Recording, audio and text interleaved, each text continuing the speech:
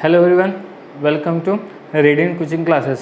ठीक है, मेरा नाम है शहबाज पठान और मैं आप लोगों को यहाँ मैथमेटिक्स का सब्जेक्ट पढ़ाता हूँ।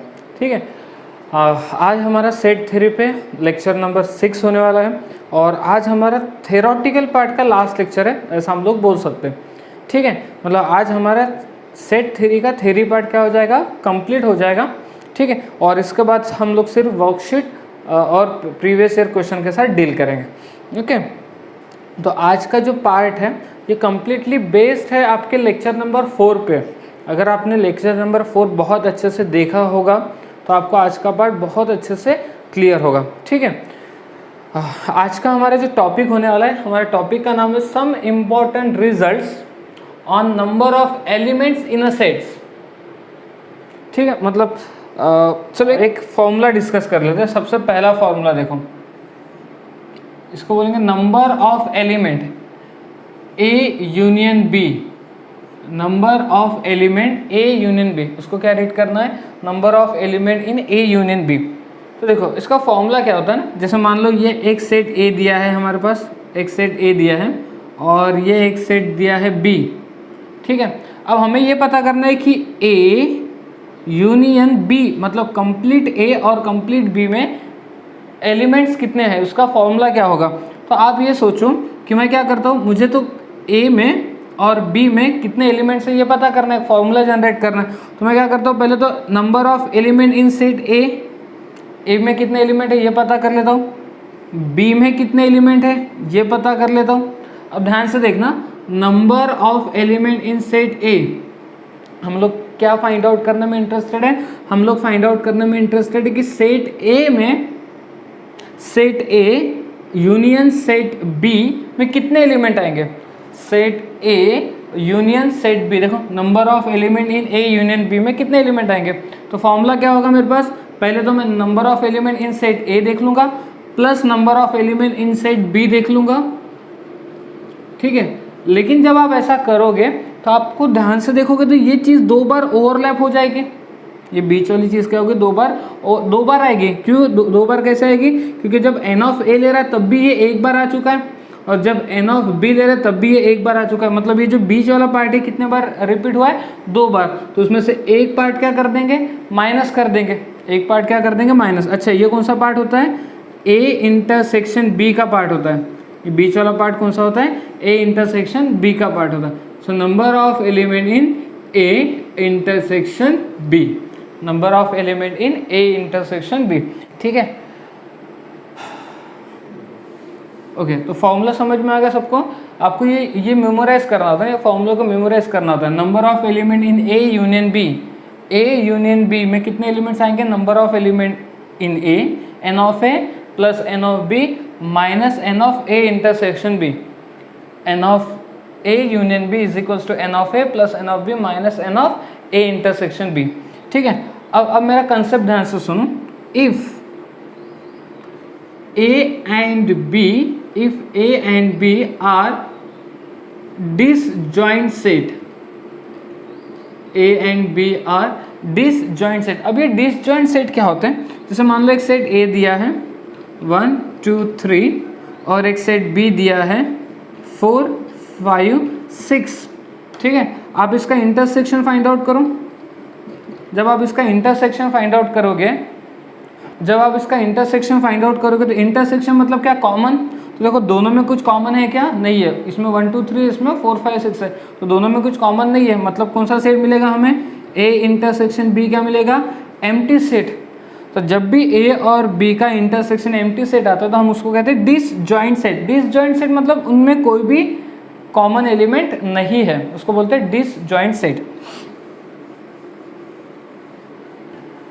ठीक है, तो यहाँ पे कंडीशन क्या रखी गई, if A and B are disjoint set. A and B कैसे, डिसजॉइंट सेट है, इसका मतलब ए इंटरसेक्शन बी क्या रहेगा, एम्प्टी सेट हो जाएगा।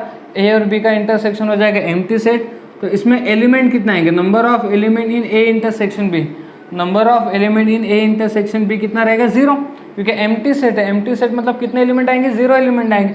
तो ये फॉर्मूला देखो क्या बन जाएगा, ये फॉर्मूला बनेगा number of element in A union B is equals to number of element in A plus number of element in B. ये तो ज़ीरो हो जाएगा, देखो ये पार्ट क्या हो जाएगा, ज़ीरो। तो ये एक फॉर्मूला हमारे पास जनरेट होगा, बट ध्यान रखना मेन फॉर्मूला यही है। N of A union B का मेन फॉर्मूला क्या है, n of A plus N of B minus N of A intersection B, ये मेन फॉर्मूला है। अगर आपको पता है कि हाँ जो दो सेट गिवन है वो कैसे है, डिसजॉइंट सेट है, दो सेट जो गिवन है वो कैसे डिसजॉइंट सेट है।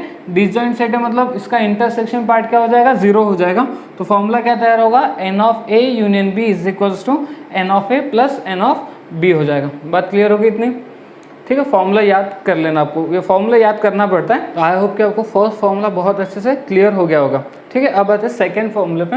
सेकेंड फॉर्मूला क्या कहता है, नंबर ऑफ एलिमेंट्स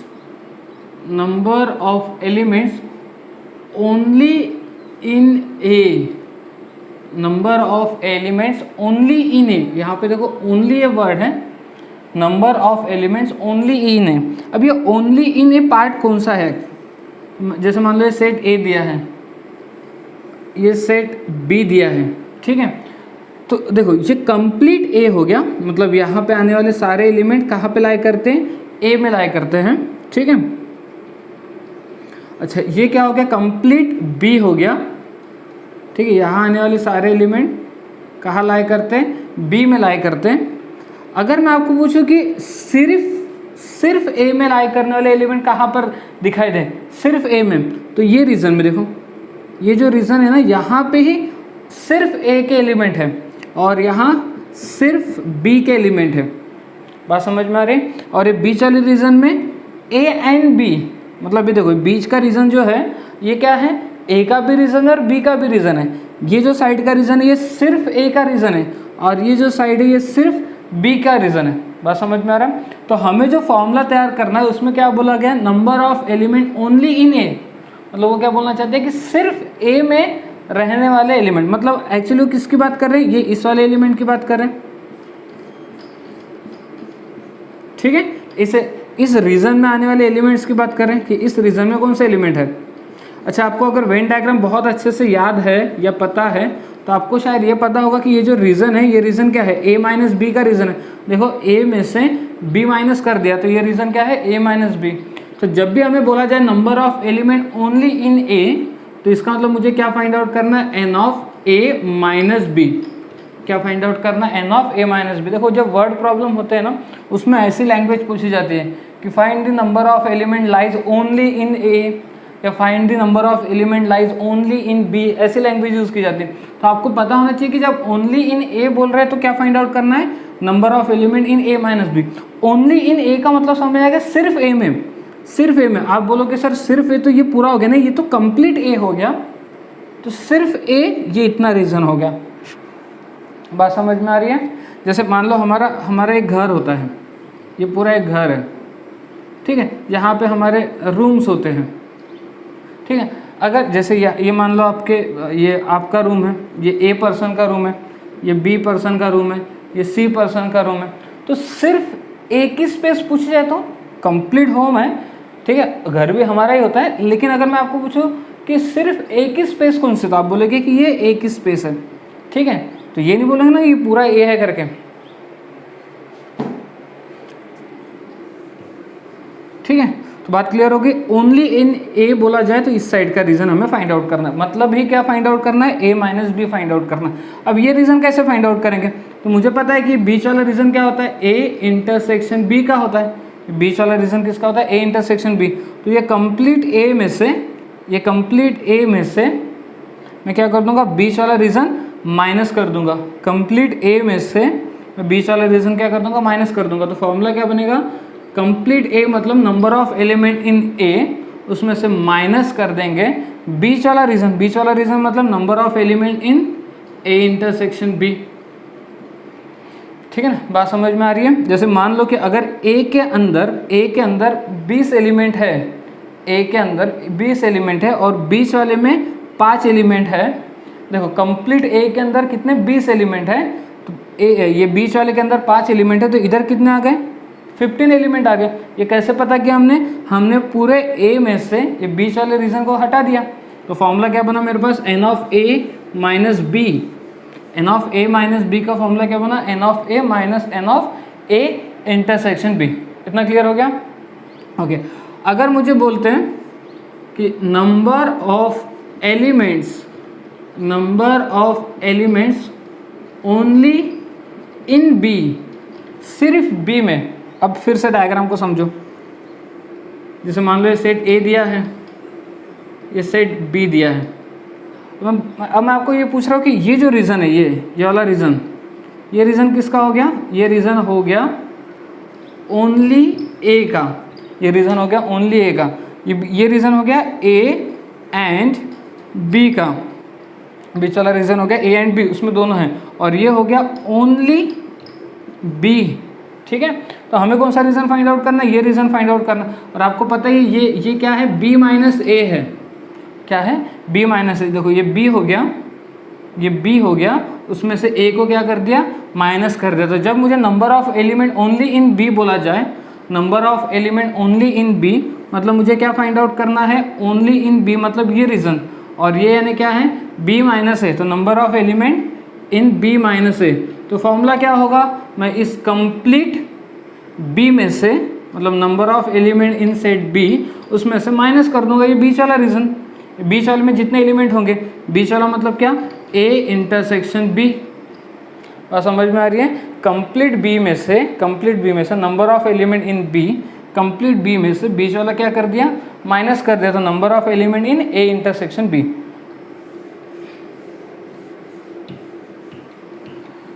ठीक है, बात समझ में आ रही है? तो फर्स्ट फॉर्मूला क्लियर हो गया। सेकंड फॉर्मूला क्लियर हो गया। ओनली ए मतलब ए माइनस बी, ओनली बी मतलब बी माइनस ए। ठीक है, अच्छा, ये याद करने से अच्छा अगर आप इसका कंसेप्ट क्लियर रखोगे ना तो बहुत अच्छा रहेगा। ओके, ठीक है, चलिए क्वेश्चन करते हैं तो थोड़ा सा और चीज़ें क्लियर होगी कि फॉर्मूले तो याद कर लोगे आप लोग, उसको अप्लाई कैसे करना है। ठीक है, देखो यहाँ क्या बोला गया? Let A and B with the two sets, A और बी क्या? दो सेट्स हैं। Such that n of A मतलब number of element in set A कितना दिया हमें? 0.16। ठीक है, number of element in set B ये कितना दिया? 0.14। और number of element in A union B, ठीक है, ये कितना दिया? 0.25। तो हमें क्या फाइंड आउट करना है? Number of element in A intersection B. अच्छा, अभी हमने एक फॉर्मूला देखा था number of element in A union B का। Number of element in A union B first number का फॉर्मूला है। क्या फॉर्मूला है? N of A plus N of B minus N of A intersection B. अच्छा, n of A union B है हमारे पास कितना?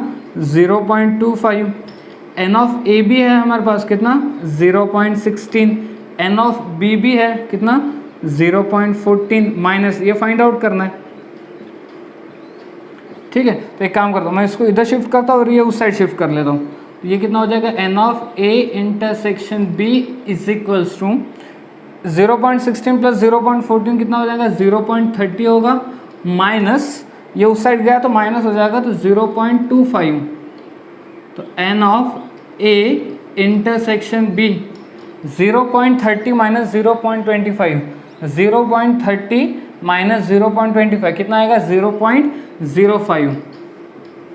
ठीक है, तो n of A intersection B की वैल्यू कितनी आएगी? 0.05। यानी करेक्ट आंसर क्या आ जाएगा? सी। तो देखो, आपको जब तक फॉर्मूला याद नहीं रहेगा तो आप यहाँ पे हेल्पलेस रहोगे। तो अपने को फॉर्मूला याद करना ही है। ये फर्स्ट फॉर्मूला था अपना। ओके, ठीक है, नेक्स्ट क्वेश्चन पे आते हैं। नेक्स्ट क्वेश्चन को ध्यान से देखो। वर्ड प्रॉब्लम है, थोड़ा सा अपने को पता है ना, पहले वर्ड प्रॉब्लम से बहुत सारी नफरत होती है। ठीक है ना, वर्ड प्रॉब्लम न्यूमेरिकल वाला पार्ट तो बहुत आसानी से आ जाता है, बट वर्ड प्रॉब्लम बोले तो थोड़ी सी दिक्कत जाती है। ठीक है, तो सबसे बड़ी दिक्कत तो होती है कि हमें इंग्लिश नहीं आती। ठीक है, बचपन से इंग्लिश पढ़ते फिर भी हमें इंग्लिश नहीं आती है। ठीक है, मतलब थोड़ी बहुत तो आ भी जाती है, बट उसको मैथमेटिकली लिखना और भी मुश्किल हो जाता है हमारे लिए। ठीक है, तो इंग्लिश तो आनी चाहिए। सबसे पहला रिक्वायरमेंट है कि इंग्लिश आनी चाहिए वर्ड प्रॉब्लम में। ठीक है, तो यहाँ पे उतनी टफ इंग्लिश नहीं यूज़ की जाती है, सिंपल लैंग्वेज वाली इंग्लिश यूज़ की जाती है। तो चलो देखते हैं कि आपको इंग्लिश का नॉलेज है क्या। ठीक है, अच्छा, क्वेश्चन को स्टार्ट करने से पहले मैं आपको ये बता दूं कि सेट थ्योरी के अंदर और जब भी आपको दिखाई दे और, ठीक है ना, इंग्लिश वाला और, इंग्लिश वाले और को हिंदी में क्या लिखते हैं अपन, या, ठीक है, या फिर एंड, इंग्लिश वाला एंड, ठीक है ना, इंग्लिश वाला एंड, और इसको हिंदी में क्या लिखते हैं, और, ठीक है ना। बहुत अजीब लगता है जब कोई मैथमेटिक्स का टीचर इंग्लिश और हिंदी पढ़ाए, ठीक है। और या, ठीक है ना, एंड और। अब देखो यहाँ पे कन्फ्यूजन, अच्छा ये वाला और या है, ये एंड और है, ठीक है ना, इतना क्लियर रखना, कंफ्यूज मत हो जाना इसमें, ठीक है। तो अगर आपके पास जब भी और लिखा रहा और, तो हमें सिंबल यूज़ करना है यूनियन। कौन सा सिंबल यूज़ करना है, यूनियन। एंड लिखा रहा तो हमें सिंबल यूज़ करना है इंटरसेक्शन। और लिखा रहा, और इंग्लिश वाला और लिखा रहा तो कौन सा सिंबल यूज़ करना है, यूनियन। और एंड लिखा रहा तो कौन सा सिंबल यूज़ करना है, इंटरसेक्शन। देखो याद रखने के लिए इंटरसेक्शन एंड थोड़ा बहुत सिमिलर लगता है ना, ओके। तो एंड रहा तो इंटरसेक्शन, और रहा तो यूनियन, ठीक है। चलो क्वेश्चन पे आते हैं। अब यहाँ पे क्या बोला है, 20 teachers of a school either teach mathematics और फिजिक्स। चलो मैथमेटिक्स फिजिक्स आ गया, मतलब क्या करें कि एक स्कूल है जिसमें 20 टीचर फिजिक्स या फिर मैथमेटिक्स, देखो आइदर टीच मैथमेटिक्स और फिजिक्स, आइदर और मैथमेटिक्स या फिर फिजिक्स, समझ में आ गया। 20 teachers teach in 20 teachers of a school teach either mathematics और फिजिक्स, या तो वो मैथमेटिक्स पढ़ा रहे या तो फिर वो फिजिक्स पढ़ा रहे। तो बात समझ में आ रही है। फिर आगे क्या बोला गया, 12 of them teach mathematics. 12 of them किस में से, 20 में से 12 क्या कर रहे हैं, मैथमेटिक्स पढ़ा रहे हैं। Where 4 teach both the subject, और 4 दोनों सब्जेक्ट पढ़ा रहे हैं। Then the number of teacher teaching physics only, ठीक है। अब देखो यहाँ पे थोड़ा लैंग्वेज आपको थोड़ा यहाँ कंफ्यूज करेगी, वर्ड प्रॉब्लम में आपका कंफ्यूजन होगा अगर आप उस क्वेश्चन को करेक्ट अप्रोच से सोच नहीं रहे हो तो। जैसे यहाँ पे क्या, एक स्कूल है जिसमें 20 टीचर है, एक स्कूल है जिसमें 20 टीचर है। अब वो या तो मैथ्स पढ़ा रहे या तो फिजिक्स पढ़ा रहे, मैथ्स पढ़ा रहे या तो फिजिक्स पढ़ा रहे। अच्छा इसका ये मतलब नहीं कि ऐसा कोई टीचर नहीं होगा जो दोनों नहीं पढ़ा रहा होगा, ऐसे भी टीचर है उसमें, मतलब टोटल टीचर 20 है, उसमें से 12 मैथमेटिक्स टीच कर रहे हैं। अच्छा यहाँ पे ये कंफ्यूज मत हो जाना कि 12 टीचर मैथमेटिक्स पढ़ा रहे, मतलब ये वो नहीं है, सिर्फ मैथमेटिक्स पढ़ाने वाले नहीं है। मतलब बात समझ में आ रही है कि मैं एक मैथमेटिक्स टीचर हूँ, तो मैं ये 12 में काउंट कर रहा हूँ, लेकिन अगर मैं फिजिक्स भी पढ़ा रहा हूँ, लेकिन मेरी काउंटिंग कहाँ हो रही है, इस मैथमेटिक्स में हो रही है। बात समझ में आ रही है कि यहाँ पे कहीं पे भी ओनली वर्ड नहीं लिखा है। मतलब जैसे मान लो कि मैं मैथमेटिक्स पढ़ा रहा हूँ लेकिन मैं फिजिक्स भी पढ़ा रहा हूँ, एक स्कूल है जहाँ मैं मैथमेटिक्स पढ़ा रहा हूँ लेकिन मैं उस स्कूल में फिजिक्स भी पढ़ा रहा हूँ, तो जब वहाँ पे बोलेंगे कि 12 टीचर मैथमेटिक्स पढ़ा रहे तो उस 12 में तो मेरी काउंटिंग होंगी ना।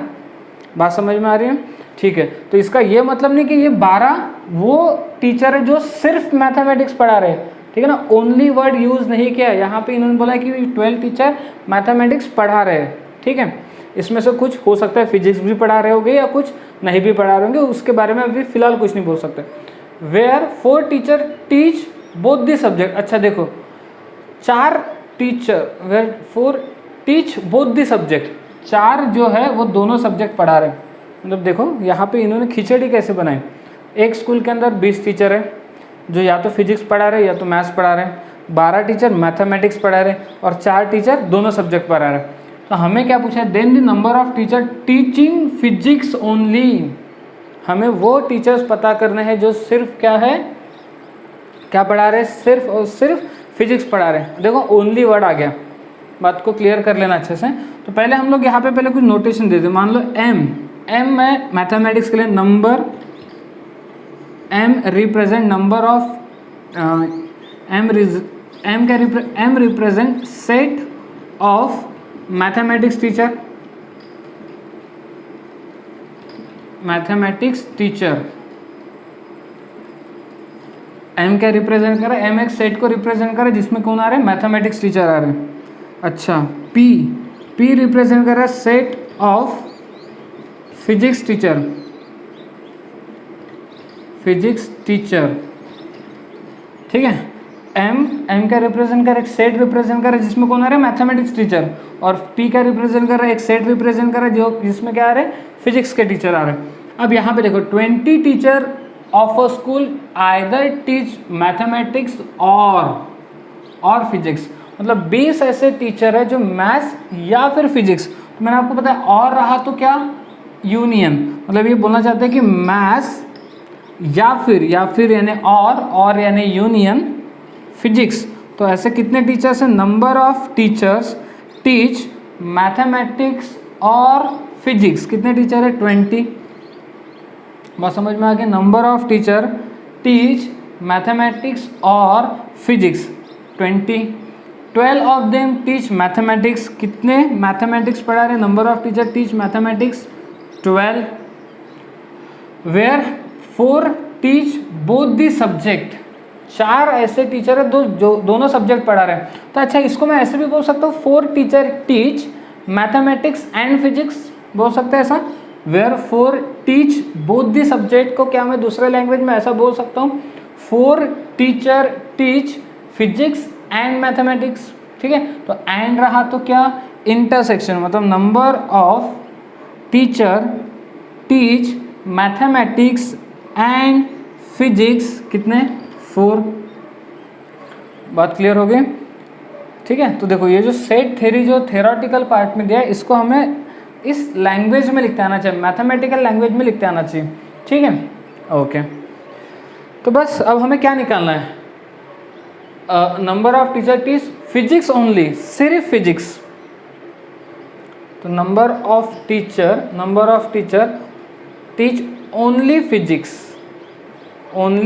फिजिक्स, ये हमें फाइंड आउट करना है, ठीक है।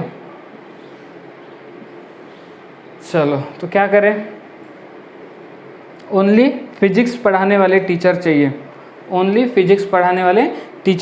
ठीक है, ठीक है। तो पहले इस चीज़ को हम थोड़ा सा एक वेन डायग्राम के थ्रू समझने की कोशिश करते हैं। जैसे मान लो ये एक सेट है, एम सेट है, मतलब यहाँ पे सारे के सारे मैथमेटिक्स पढ़ने वाले टीचर्स हैं, यहाँ पे सारे के सारे क्या हैं, मैथमेटिक्स पढ़ाने वाले टीचर हैं, पढ़ाने वाले, ठीक है ना। ये एक सेट है P, इस सेट के अंदर फिजिक्स पढ़ाने वाले टीचर हैं।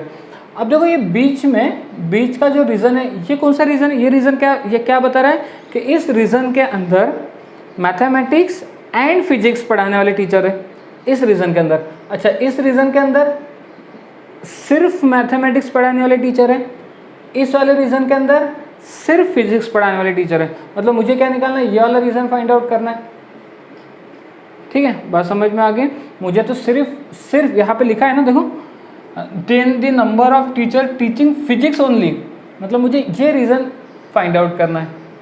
तो क्या आप बता सकते हो ये बेसिकली क्या फाइंड आउट करना है, हमें फाइंड आउट करना है number of element P minus M, ठीक है। देखो ये रीज़न कौन सा है, P माइनस M का रीज़न है। देखो ये P में से M को क्या कर दिया, हटा दिया, तो फॉर्मूला क्या बनेगा मेरे पास, फॉर्मूला बनेगा N ऑफ P, मतलब टोटल P में से क्या हटाना है, बीच वाला रीजन हटाना है। तो क्या, number of P intersection M, ठीक है। बात को समझो अच्छे से, फिर से एक बार देखो। और ये चीज़ मैंने आपको फर्स्ट वाले फॉर्मूले में बताई है कि ये जो रीजन है, ये सिर्फ जहाँ पे वर्टिकल लाइन से, ये रीजन क्या रिप्रेजेंट कर रहा है, ओनली मैथमेटिक्स। जहाँ हॉरिजेंटल लाइन से वो रीजन क्या रिप्रेजेंट कर रहा है, ओनली फिजिक्स। ये जो डॉटेड वाला रीजन है ये क्या रिप्रेजेंट कर रहा है, फिजिक्स एंड मैथमेटिक्स।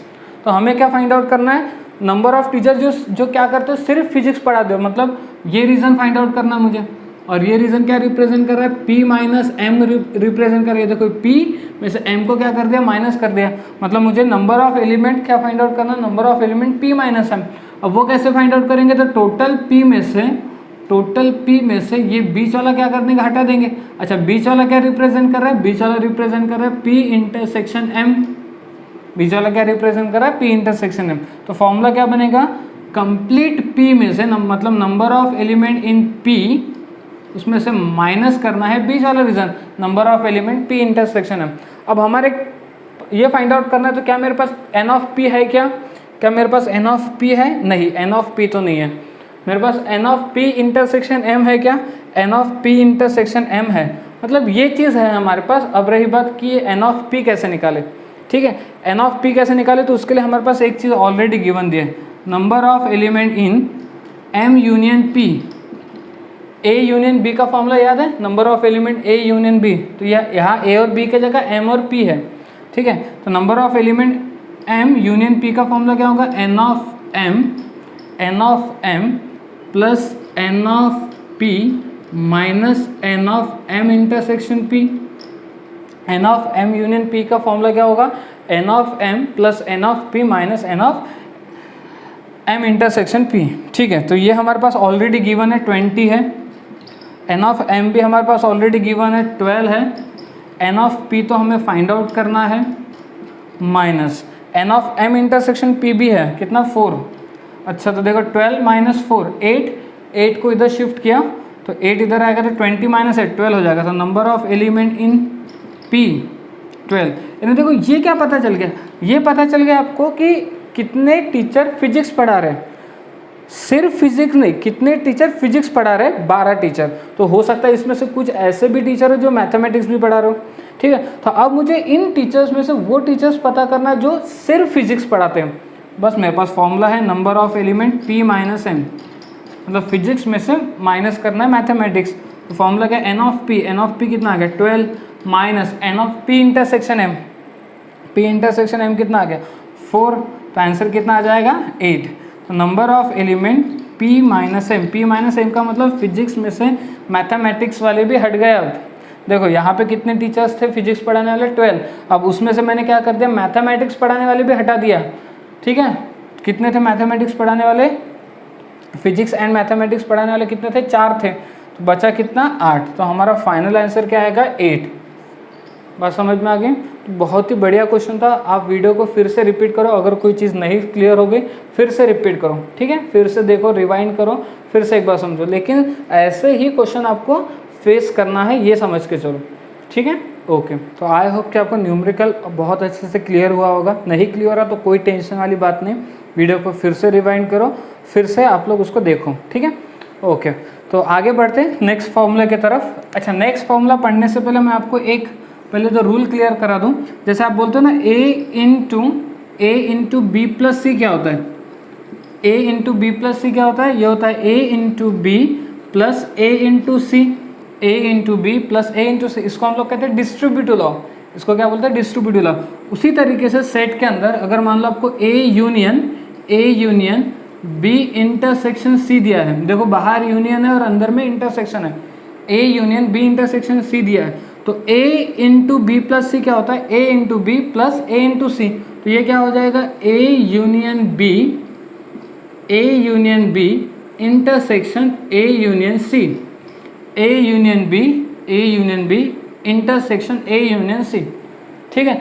अच्छा, अगर मान लो ऐसा होता A intersection B union C होता, A intersection B union C होता, तो अब ये क्या होता ए इंटरसेक्शन बी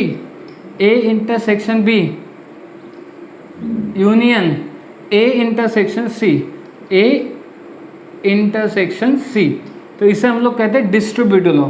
ये क्या है डिस्ट्रीब्यूटिव लॉ, ठीक है। आगे एक फॉर्मूला हमें डिस्कस करना, उसके लिए अपने को ये पता होना ज़रूरी है, ठीक है। तो बहुत सिंपल है, ये तो हम बचपन से पढ़ते आ रहे हैं, बस यहाँ पे इनटू और प्लस के जगह क्या आ गया यूनियन और इंटरसेक्शन आ गया।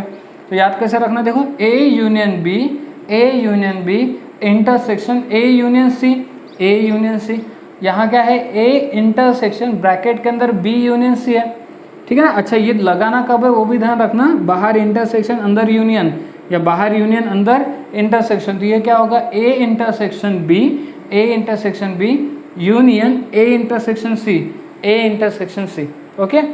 अब आते हैं नेक्स्ट फॉर्मूले की तरफ। नेक्स्ट फॉर्मूला देखो, फॉर्मूला नंबर 4, ठीक है। Number of element in A union B union C, अब 3 आ गए।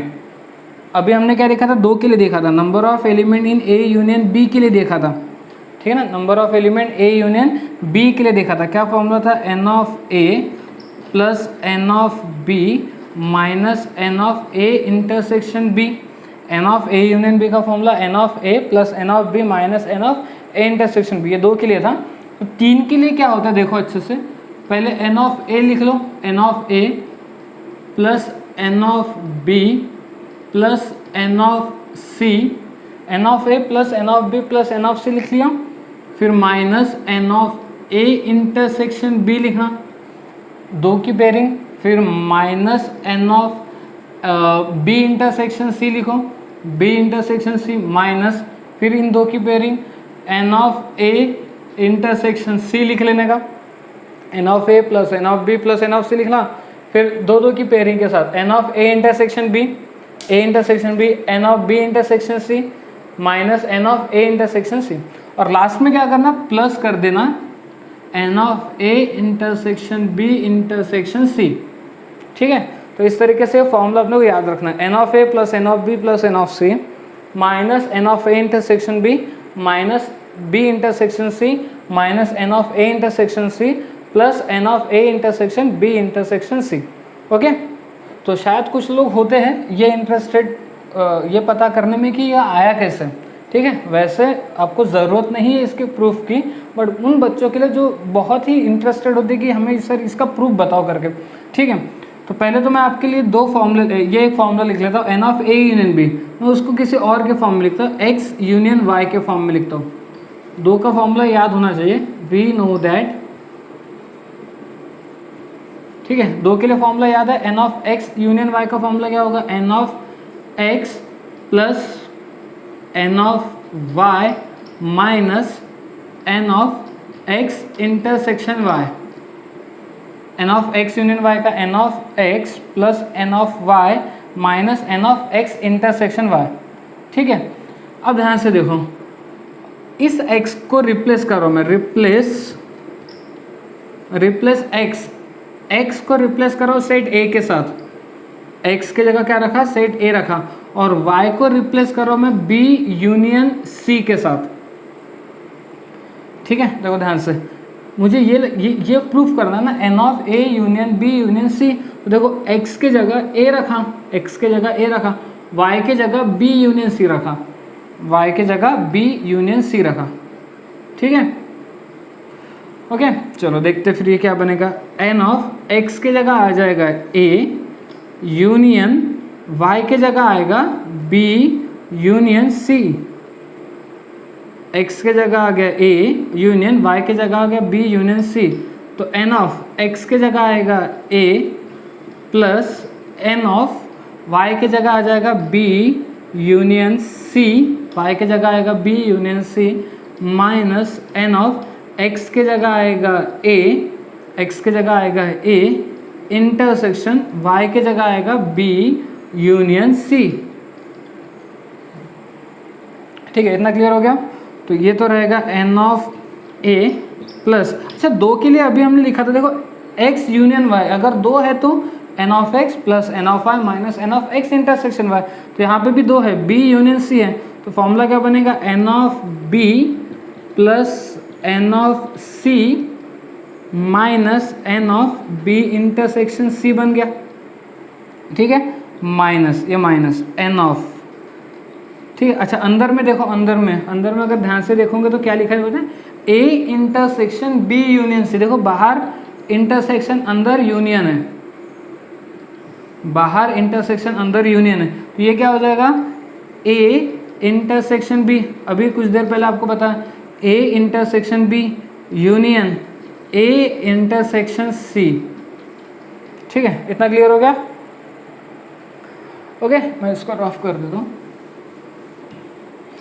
यहाँ तक क्लियर हो गया। N of A plus B union C पे फॉर्मूला लगाया, तो n of B plus N of C minus N of B intersection C बन गया।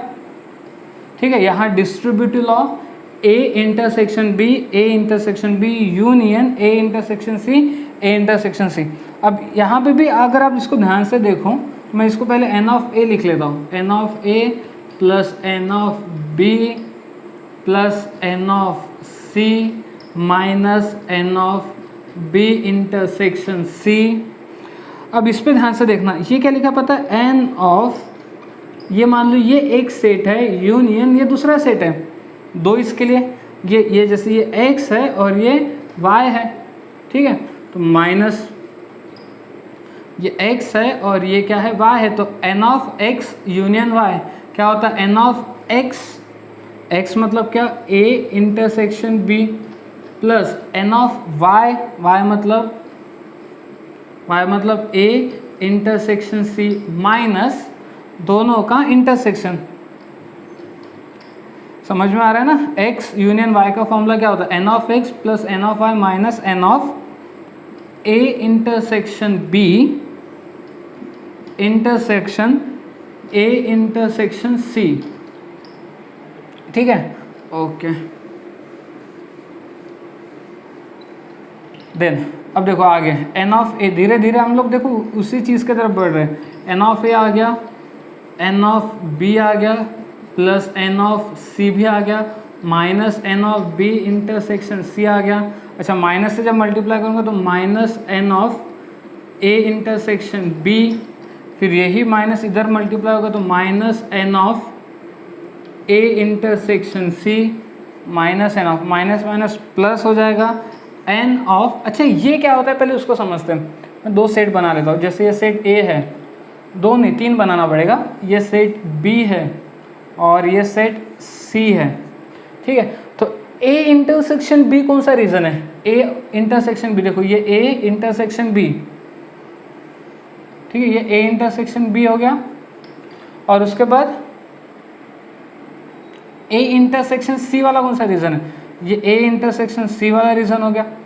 ठीक है, तो ये फाइनली कौन सा रीजन दिखाई दे रहा है हमें?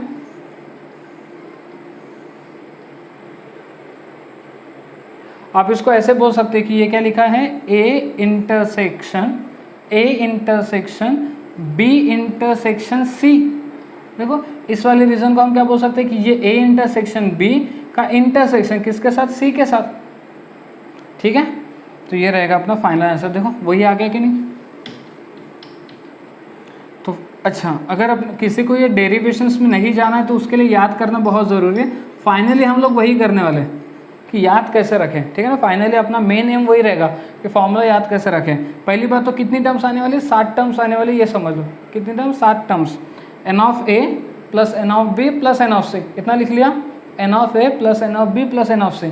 फिर दो दो की पेयरिंग करो, ए और बी की पेयरिंग, लेकिन इंटरसेक्शन के साथ। ये देखो minus N of A intersection B, फिर minus N of B intersection C, फिर minus N of A intersection C, और प्लस करना है तीनों का इंटरसेक्शन। ठीक है, तो ये अपने लिए काम की चीज़ है। तो चलो देख लेते कि अब तक हमने कितने फॉर्मूले डिस्कस किए। तो पहला फॉर्मूला था हमारा number of element A union B. Formula क्या था? N of A plus N of B, N of A plus N of B minus N of A intersection B. ठीक है ना, ये पहला फॉर्मूला हो गया। ठीक है, ए बी के जगह और कोई लेटर्स हो सकते हैं। N of A union B का formula n of A plus N of B minus N of A intersection B. फिर इसमें हमने क्या बोला था कि अगर ए और बी क्या है? डिसजॉइंट सेट है। A and B are disjoint set. A and B क्या है? Disjoint set. डिसजॉइंट सेट का मतलब ए इंटरसेक्शन बी क्या होता है? एम्प्टी होता है। ए इंटरसेक्शन बी एम्प्टी होता है, तो number of element in A intersection B कितना हो जाएगा? 0। तो यही फॉर्मूला क्या बनेगा? Number of element A union B, number of element A union B N of A plus N of B बन जाएगा। ठीक है, ये हो गया फर्स्ट फॉर्मूला। इसको अपन सेकेंड फॉर्मूले के कैटेगरी में भी ला सकते हैं। थर्ड फॉर्मूला क्या हो जाएगा कि n of A minus B. अच्छा, ए माइनस बी को हम लोग ऐसे बोल सकते हैं number of only A minus B, मतलब ए में से बी वाला रीजन हट गया तो क्या बचा? सिर्फ ए। तो फॉर्मूला क्या हो जाएगा? N of A minus N of A intersection B. ठीक है, ये फॉर्मूला हो जाएगा। चौथा formula number of B minus A. अच्छा, इसको हम लोग क्या बोल सकते हैं? Number of element in only B, सिर्फ बी में। ठीक है ना, बी में, याद है ना उधर वाला रीजन बी। तो फॉर्मूला क्या बनेगा? N of B minus N of B intersection A. अच्छा, बी इंटरसेक्शन ए या फिर ए इंटरसेक्शन बी, दोनों एक ही चीज़ है। तो फॉर्मूला क्या हो जाएगा? N of B minus N of B intersection A. ठीक है, और फिर उसके बाद हमने देखा फिफ्थ नंबर का formula n of A union B union C. तो फॉर्मूला क्या हो जाएगा? N of A plus N of B plus N of C minus N of A intersection B, ठीक है ना, फिर minus N of B intersection C, फिर minus N of A intersection C, ठीक है, माइनस कर दिया और लास्ट में प्लस करेंगे इन तीनों का intersection, A intersection B intersection C. तो ये 5th नंबर का फॉर्मूला हो गया। ओके, अच्छा अगर यहाँ पे हमें कोई कहता है कि if A B C are disjoint set, A B कैसे है, डिसजॉइंट सेट है, ठीक है, मैं शॉर्ट में लिख दिया डिसजॉइंट सेट, ए और बी क्या है, डिसजॉइंट सेट है। डिसजॉइंट सेट है तो फिर यही फॉर्मूला क्या बनेगा, n of A union B union C का फॉर्मूला क्या बनेगा, एन ऑफ ए तो रहेगा ही, प्लस एन ऑफ बी रहेगा, प्लस एन ऑफ सी रहेगा। अब ए बी सी तीनों डिसजॉइंट है तो ए और बी में कुछ भी कॉमन नहीं होगा, मतलब उसका इंटरसेक्शन कितना रहेगा, एम्प्टी, यानी 0 आ जाएगा, ये भी 0 आएगा, ये भी 0 आएगा और ये भी 0 आ जाएगा, सारे 0 हो जाएंगे। तो ये हमारे पास एक लास्ट फॉर्मूला तैयार हो जाएगा, n of A union B union C का n of A plus N of B plus N of C. कब, जब तीनों सेट कैसे हो, डिसजॉइंट हो। कब, जब तीनों सेट डिसजॉइंट होने चाहिए। ओके, ठीक है, ठीक है बच्चों, आज हम लोग यहीं पे स्टॉप होंगे। मैं चाहता था कि आज अपना टॉपिक पूरा कंप्लीट हो जाए, बट मुझे नहीं लगता कि आज के एक वीडियो लेक्चर में पूरा कंप्लीट हो पाएगा करके। तो आज जितना भी हो गया उसको आप रिवाइज कर लो, स्पेशल ये सब फॉर्मूले हैं, ठीक है ना। इसके बाद जब हम न्यूमेरिकल पार्ट्स देखेंगे तो हम डायरेक्ट फॉर्मूले पे जंप करने वाले, ठीक है। जब तक आपको कोई चीज़ क्लियर नहीं होती उसको बार बार देखो, ठीक है। अगर आपको तब भी नहीं समझ में आ रहा है तो मेरा व्हाट्सअप नंबर है, व्हाट्सअप नंबर पे मैसेज करो कि सर मुझे ये समझा नहीं, या आप डायरेक्ट मुझे कॉल भी कर सकते हो कि जो आपने सर टॉपिक पढ़ा है मुझे वो क्लियर नहीं हुआ है, तो आप मुझे एक बार उसको फिर से बताइए करके, ठीक है। मैं एनी टाइम आपकी हेल्प करने के लिए रेडी हूँ, बस आप लोगों को ऑनेस्टली वो चीज़ को पूछना पड़ेगा, ठीक है। देखिए अभी हम जो हमारा जो लेक्चर शुरू है ये 1 वे लेक्चर्स है, मतलब मैं पढ़ा रहा हूँ और आप सुन रहे हो, ठीक है। बट हमको अगर इसको 2 वे करना है, मतलब मैं पढ़ा रहा हूँ और आपके भी मुझे डाउट्स है, तो आपके डाउट्स मुझे आने चाहिए, ठीक है, ताकि मैं ज़्यादा से ज़्यादा आपके डाउट्स क्लियर कर पाऊँ, ठीक है। तो आज हम लोग यहीं पे स्टॉप होते हैं, मेरे ख्याल से मुझे एक और लेक्चर लगेगा इसको कंप्लीट करने के लिए, ठीक है। ओके।